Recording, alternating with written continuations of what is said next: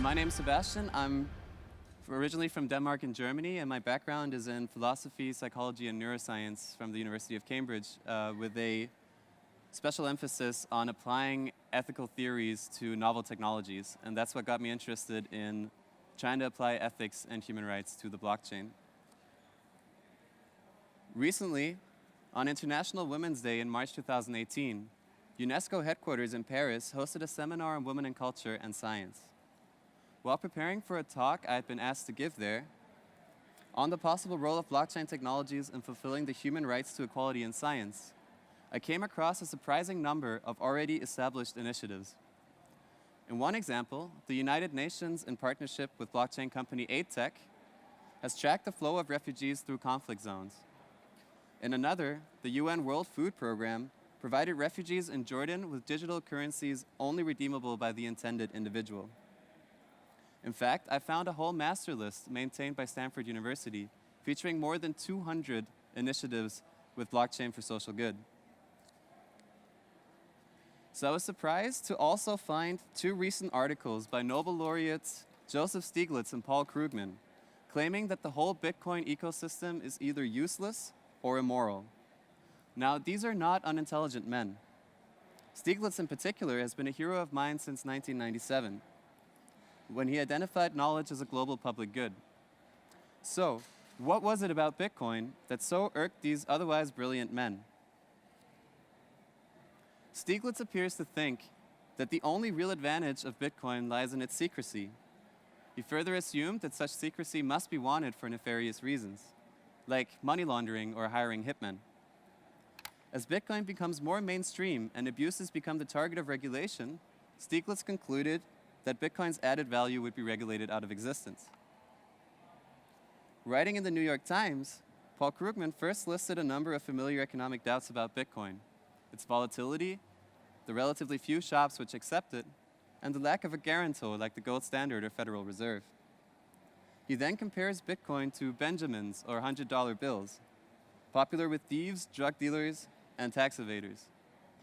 Bitcoin, he foretells, is a giant bubble that will end in grief, and the sooner it does, the better. But it was a title of an earlier article of his which is relevant for us today. It ran very simply, "Bitcoin is evil." What does it mean to say that a technology is evil? Given Krugman's arguments, it's easy to see what he meant. Bitcoin is used exclusively for bad acts, therefore Bitcoin is itself evil. As an ethical argument, this is willfully ignorant. It doesn't take a Nobel Prize to find Stanford's master list. But interestingly, the underlying thought pattern that Bitcoin is evil because it brings about bad consequences is an example of a legitimate moral theory known as consequentialism. If Krugman was arguing along morally consequentialist lines, his error lies in disregarding Bitcoin's positive aspects and in the failure to make the assumption of this ethical framework explicit.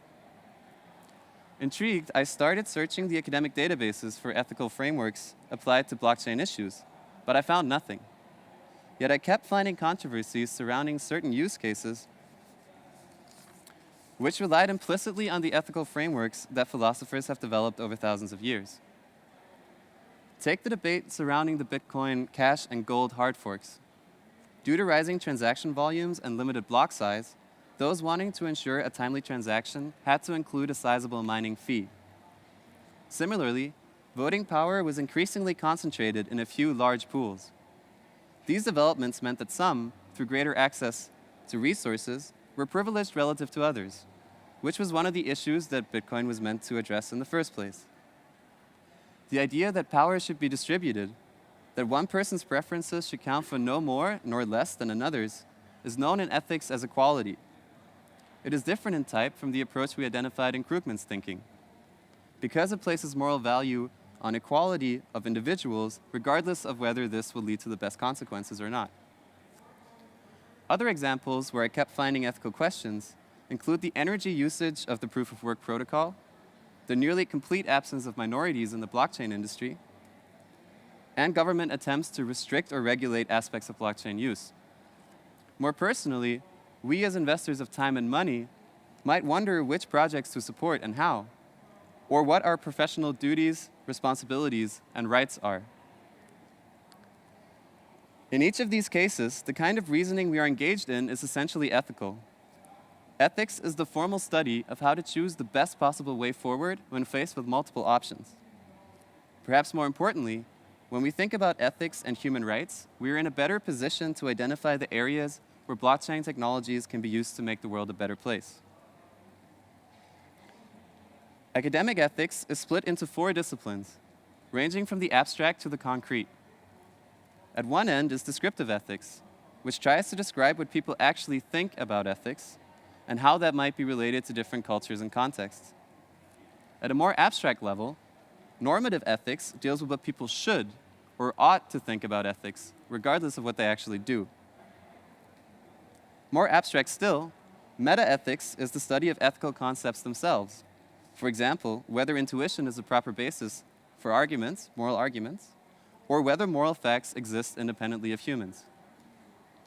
Most interesting for us, applied ethics is the application of the other 3 disciplines to real-world questions, such as whether or not physician-assisted suicide is morally wrong or permissible, or whether something should be done to address the gender and ethnicity gaps in the blockchain industry. In particular, applied ethics relies on normative principles, and because of this, we need to understand the major ideas in normative ethics. Normative ethics has a long history, but only a handful of theories have stood the test of time. These theories seek to establish a framework which can be used to determine whether or not an action is morally right or wrong, blame or praiseworthy. To establish this, the theories focus on one or more fundamental principles against which actions are to be judged. We already came across one of these theories earlier. Consequentialism holds that what distinguishes a good from a bad action is its consequences and nothing else. The best-known version of consequentialism is utilitarianism, which dates back to Epicurus in ancient Greece, but was first established in its modern form by 2 eccentric Englishmen in the 18th and 19th centuries. This is Jeremy Bentham. He was a remarkable man. This picture shows what he called his auto-icon.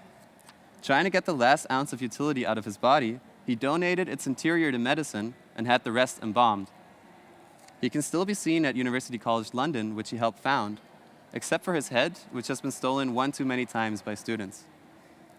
An indication of his interest in life can be found in the words he invented, including maximize, minimize, dynamic, international, cross-examination, false consciousness, and last but not least, sexual desire. At the age of 12, Bentham matriculated in the law program at Oxford, where he reportedly found the tutors to be profligate, insipid, and morose. Bentham is perhaps best known today for his idea that ethical questions can, in theory, be reduced to applying a simple formula. The ethical thing to do is that which produces the greatest happiness for the greatest number. By happiness, Bentham meant the sum total of pleasure of all forms minus pain in any variety. His arguments for this were axiomatic. We self-evidently avoid pain and seek out pleasure. Bentham argued that nothing else matters morally, that whatever else we do value, say honesty or friendship, is only good insofar as it brings about pleasure or reduces pain. Consequently, it doesn't matter who is experiencing this pain. The experience of anyone, whether a king or a pauper, is no more or no less important than another's, an idea known as the principle of equality. This put him well ahead of his time, and in fact, Bentham campaigned vigorously for the equal rights of women and homosexuals, for animal rights, and for the abolition of slavery, physical punishment, and the death penalty. Bentham thought that the only real difference between pleasures are their intensity and duration. In other words, if someone gets more pleasure from pornography, say, than reading Shakespeare, then so much the worse for Shakespeare. It was this aspect of his philosophy that Bentham's godson, John Stuart Mill, rebelled against. Mill's childhood is even more impressive, or perhaps disturbing, than Bentham's. Fluent in Greek from the age of 3, Mill co-authored an economics textbook before his 15th birthday. Refusing to swear the religious oaths necessary for admission into Oxford or Cambridge, he instead joined the British East India Company, the largest corporation in history, eventually becoming its chief executive. Mill questioned the meaning of utility, that which is to be maximized. Whereas Bentham had equated utility with pleasure and the absence of pain, Mill thought that the question was more complicated than that. He proposed that some pleasures were more worthwhile than others. No amount of, say, perverse pleasure from murder or maiming could ever match a higher pleasure such as great literature or coding. Utilitarianism is the justification behind such ideas as cost-benefit analysis and medical triage. According to utilitarianism, an action is ethical if and only if it is the option which produces the greatest amount of utility on average, counting everybody's interests as equal. This theory has its fair share of criticisms. Perhaps the most devastating is the insight that it appears to justify actions we consider intuitively and obviously wrong. From a utilitarian point of view, the trouble with murder, lying, or adultery is that they usually lead to more misery than utility, not that there's anything inherently wrong with them. If there were no other consequences, which of course there will be, then a consistent utilitarian should be willing to kill one person to save two others. It also seems to ask too much of us. Likely, there would be greater average happiness if we donated all of our bitcoins, or like Robin Hood, other people's bitcoins, to charity. It is these unsavory conclusions which motivate another normative theory called deontology, which holds that the ultimate ethical principle lies in duty rather than utility. Deontology's most famous proponent is Immanuel Kant, a contemporary of Bentham's. This is a standard depiction of Kant, but I must say I prefer this modern reinterpretation. Kant's philosophy is notoriously hard to follow, but in essence, he argued that as rational creatures, humans have a responsibility or a duty to act in accordance with autonomous reason, which is the kind of reason that stems from the freedom of the will. Kant thought that humans' ability to reason and act freely gave us a unique status, which he called dignity. This concept is all important to Kant's philosophy, as he argues that dignity has overriding importance and must be respected at all costs. From this idea of autonomy, Kant derived certain moral laws. The most famous of these he called the categorical imperative, one form of which states that we must treat others never only as a means to an end, but also always as an end in themselves. In other words, we should never use others against their will, even to bring about some great good, because doing so fails to respect their autonomy and by extension their dignity. Because it is categorical, this imperative applies always in all cases, and because it is imperative, it takes precedence over other considerations. Another way to express this idea, thought Kant, is that we should only act according to rules, which he called maxims, that we would be happy for others also to follow. Imagine, he says, that we are considering lying to obtain a loan which we know we cannot pay back. From our point of view, this seems like a good idea, but if everybody did that, we could never trust that loans would be repaid. Therefore, he says, we must never lie, no matter the consequences, because by doing so, we are failing to recognize the equal dignity of others. Now, Kant wasn't saying that consequences don't matter. He just thought that where utility and the categorical imperative conflict, the imperative always wins. This leads to some tragic conclusions. He thought it would be immoral to lie to a would-be murderer about the location of his victim, or that it would be better to allow someone to drop nukes all over the world than to kill that man. He would also consider it unethical to lie if asked what your private keys or your passwords are. But it also led him to some more comical situations. Legend has it that Kant, worried about his health, formulated a maxim for himself that he would only smoke one pipe bowl a day. This maxim he observed for the rest of his life, but according to his friends, the size of that bowl got bigger each day. Deontology's ultimate principle is duty. Since Kant, many philosophers have accepted this basic idea, but produced systems of duties which are very different from his. The common idea here is that we need some kind of restraint on pure cost-benefit analysis to protect the people and the things that we value. One such idea is human rights. The concept here is that the dignity of each human grants them certain rights regardless of who they are or where they were born. This idea, that rights apply to everyone everywhere, is known as the principle of universality. The actual list of rights produced was the result of what is probably the largest ever survey of philosophers, academics, and other intellectuals. The entire extant literature, all constitutions, every document of rights, and several hundred eminent thinkers from all across the world were consulted. And remarkably, pretty much everyone involved agreed on the major points, with controversy usually centering on details. There are, of course, exceptions to this rule, as to this day, some Middle Eastern countries have not accepted the equal rights of women, and since 2015, when Somalia ratified the relevant treaty, the United States is the only country in the world not to accept the human rights of children.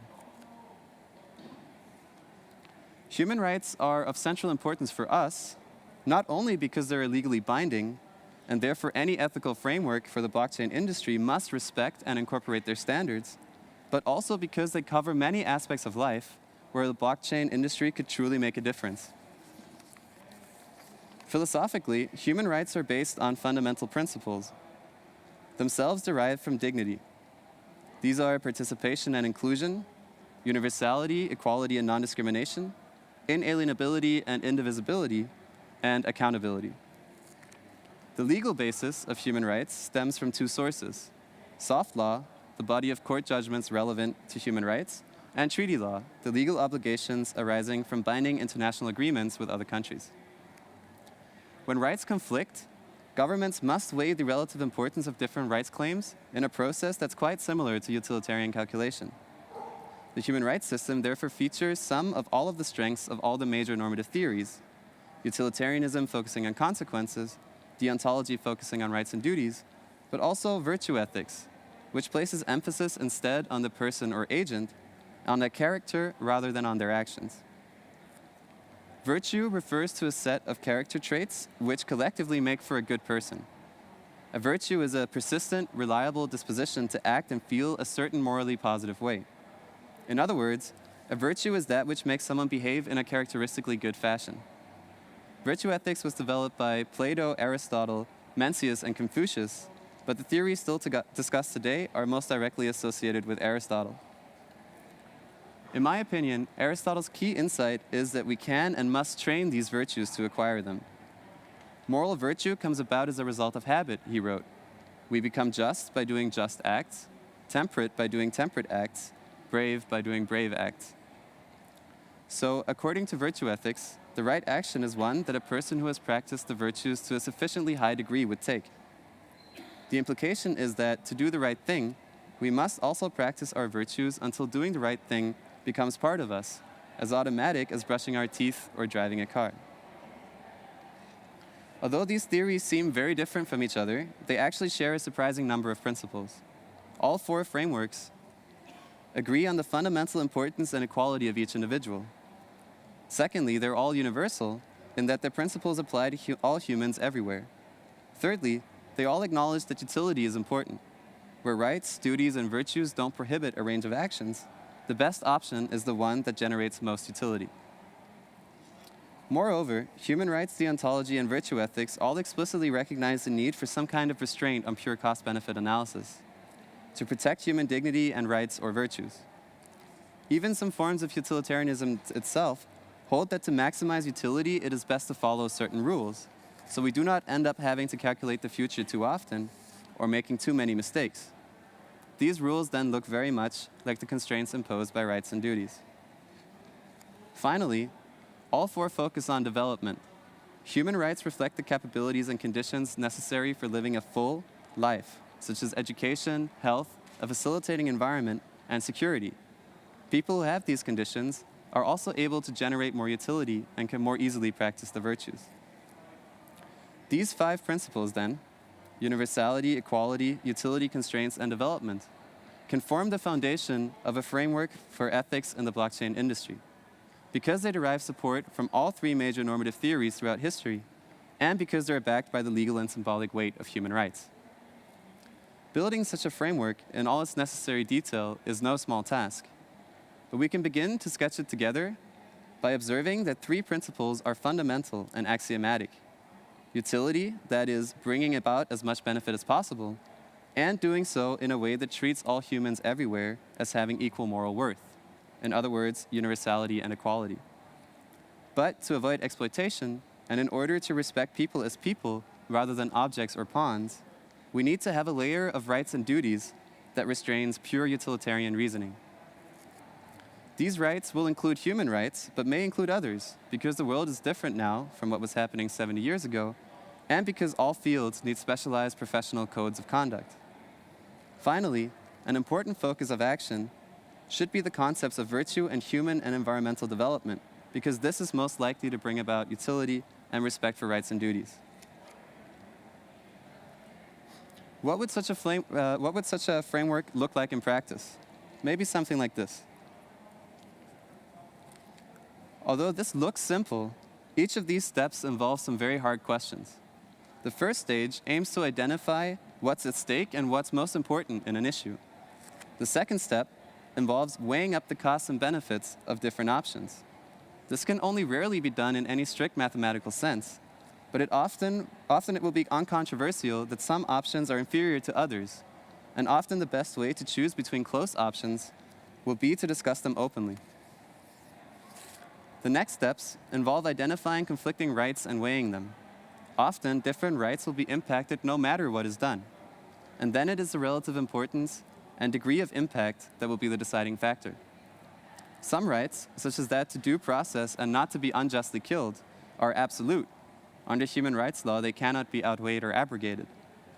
Finally, it will often make most sense to prefer those options that contribute to human and environmental development, because investing in humans and the environments they require to develop fully has proven throughout history to be the best investment for humanity as a whole. Of course, many details need to be filled in, but something like this could form the basis for an ethical code of conduct and for a practical framework in the blockchain sphere. Let's turn to a couple of real-life examples to illustrate how this could work. It's sometimes claimed that proof-of-work blockchains are unethical because they contribute to environmental degradation. Clarifying the issue, we ask whether the benefits of the proof-of-work protocol outweigh the cost in energy, but also whether there is a better way to achieve the same end.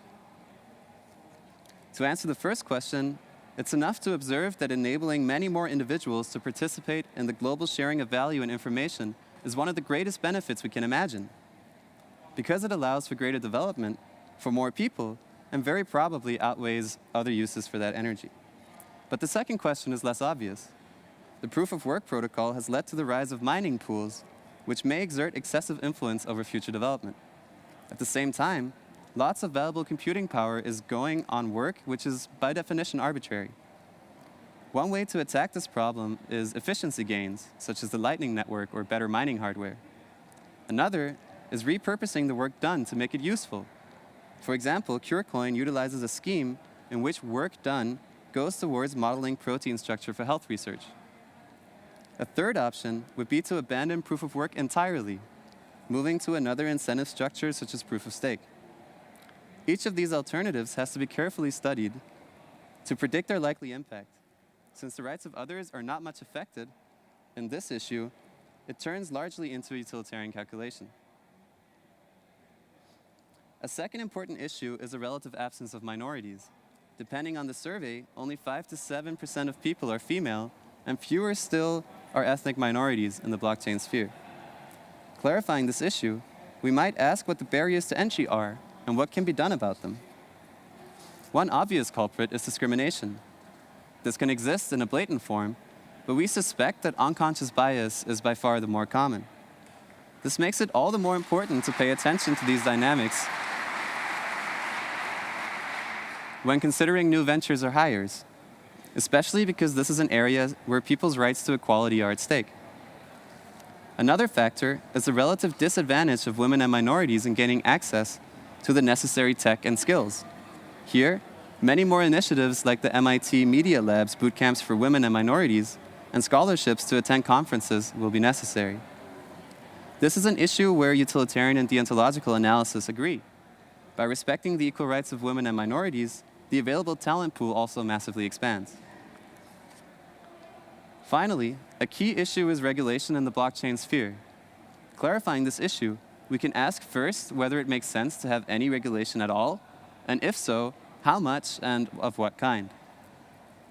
Although this is a huge and thorny issue, we can begin by observing that some countries and even cities are beginning to put in place rudimentary regulations anyway. China, for example, has shut down its domestic exchanges and banned ICOs. On the other hand, Japan and Switzerland have managed to attract blockchain businesses due to a favorable regulatory environment. New York issues its BIT license, and Delaware and Estonia allow you to register blockchain companies there remotely. Secondly, we consider that the emerging regulations ought to benefit everyone, everywhere, rather than reflecting the interests of certain powerful groups. We know, for instance, that market cornering can be rampant, and that very large financial players can often have a disproportionate impact. There will only be regulations that work for everyone if they are made open to the community to draft and comment on. Thus, there is an ethical argument that regulatory bodies should include and welcome the participation of the affected parts of the community when drafting regulations. However, since this is not always likely to happen, another route lies in self-regulation. Many areas of academic research, for example, my own field, and arguably the internet itself, are regulated largely or primarily by representatives of the relevant communities. These bodies have put in place codes of conduct and professional ethics, which are not backed up by threats of force, but are nonetheless relatively successful. Making a concentrated effort here could help reduce the perception of need for outside regulation. So far, we have focused on the application of ethics and human rights to blockchain. However, the relationship goes both ways, and the other side of the coin, the application of blockchain to ethical and human rights causes, is perhaps even more important. In 2015, 193 of the world's 195 countries adopted the UN's Sustainable Development Goals. These 17 goals reflect some of the most pressing humanitarian and ethical problems globally. Strategies to achieve these goals involve the transfer and distribution of large amounts of value and information, the tracking and identification of vast numbers of people, data, and goods, and the coordination of efforts and resources between the public, private, and civil sectors, all of which requires trust, transparency, and accountability. What's more, these efforts are chronically understaffed and underfunded when compared to the magnitude of the problems they are meant to address. In addition, lasting development requires many affordances of institutions and infrastructure, which we take for granted, but which are often lacking where they are needed most. They include access to financial services, land and title deeds, effective legal systems, and documents such as birth and marriage certificates, health records, and proof of identity. In this context, the potential of blockchain technologies to enable secure, fast, reliable, and traceable data and value transaction is enormously helpful. For example, the UN World Food Program, which feeds more than 100 million people across 80 countries, has already saved millions of dollars in bank transfers. Platforms such as BitSpark and BitPesa significantly increase the efficiency of remittances, which can form a vital part of the economy in countries suffering from political instability or runaway inflation. And in the world of conservation, the International Union for Conservation of Nature is planning to use blockchain technologies to reduce overhead costs, improve transparency, and enable direct donations to individual projects. Other projects use the blockchain to trace the supply chain and origins of products. Everledger follows the progress of diamonds from the mine to the end customer, helping to prevent the exploitation inherent in the blood diamond trade. Provenance tracks the propagation of fish and other products through the supply chain, enabling scrutiny of sustainability claims and public health surveillance of contamination. Citizens of Flint in Michigan want to use blockchain technology to improve their water supply. Walmart and Maersk are looking to establish similar programs. The United Nations and ID 2020 aim to provide digital identities to refugees and others in need, a fundamental prerequisite for many societal functions. In Ghana, Bitland has teamed up with the government to provide digital records of land and title deeds, ensuring a permanent auditable record. In partnership with the South African government, Project Ampli has built a digital identity and subsidy management system on the blockchain for school children. Mauritius is developing a blockchain-based intellectual property registration system for traditional and indigenous knowledge. Increasingly, science and medicine are also looking towards blockchain-enabled solutions. The sharing of sensitive, valuable, and identifiable medical and scientific data has always been problematic. But blockchain technologies could enable the secure data sharing and aggregation at a level never before seen, thus facilitating the progress of medicine and science. The same is true of possibilities in post-market surveillance of new drugs and medical devices. Initiatives such as SolarCoin look to incentivize the production of social goods, in this case solar energy. In Brazil, Project Moeda has taken a human rights-based approach to gender and financing of impact projects, targeting the Sustainable Development Goals. Despite data showing that women are more successful recipients of impact finance and microloans, 45% of female business owners in Brazil point to access to finance as a major hurdle in operating and developing their business. To counter this trend, Moeda preferentially extends loans to female entrepreneurs. In addition, they aggregate information about the human rights impact of each loan and provide qualified professional and technical assistance. This information can then be analyzed to improve impact finance projects in the future. As the sheer amount of investment in ICOs show, there is great potential for the direct involvement of individuals in collective action in social enterprises through crowdsourcing. This massively expands the pool of participants that can engage in aid, development, and humanitarian work. The Sustainable Development Goals also indicate areas where blockchain technologies haven't yet been fully explored but might be usefully applied, such as education, conservation, and gender equality. Although the technology is still less than a decade old, these examples give a taste of the potential impact blockchain technologies could have in making the world a better place. But like all technologies, its impact depends on how it is used. Therefore, I believe the time is ripe to begin reflection and discussion of the best ways to ensure that its potential for good is realized. Thank you for your attention.